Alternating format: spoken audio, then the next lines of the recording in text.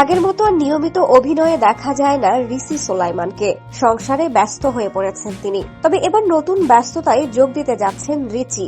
শুরু করতে যাচ্ছেন জীবনের নতুন এক যাত্রা।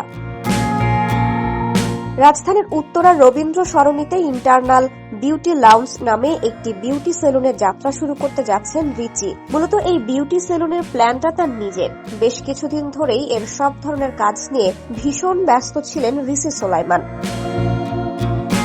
24 ডিসেম্বর সন্ধ্যায় ইন্টারনাল বিউটি লাউঞ্জের যাত্রা শুরু হবে। বিষয়টি নিশ্চিত করে রিসি সোলাইমান বলেন, আমরা উত্তরায় যারা বসবাস করি দেখা যায় যে একটু বেটার সার্ভিসের জন্য গুলশান বনানী যায়, কিন্তু মাঝে মাঝে এমনও মনে হয় যে সব দিক দিয়ে বেস্ট এমন একটি বিউটি সেলুন যদি উত্তরায় থাকতো তাহলে অনেক ভালো হতো।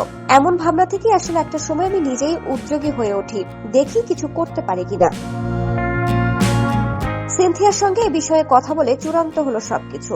একজন নারীর রূপচর্চার বিষয়ে যত ধরনের সার্ভিস প্রয়োজন হয় তার সবকিছু থাকবে আমাদের এই ইন্টারনাল বিউটি লাউঞ্জে।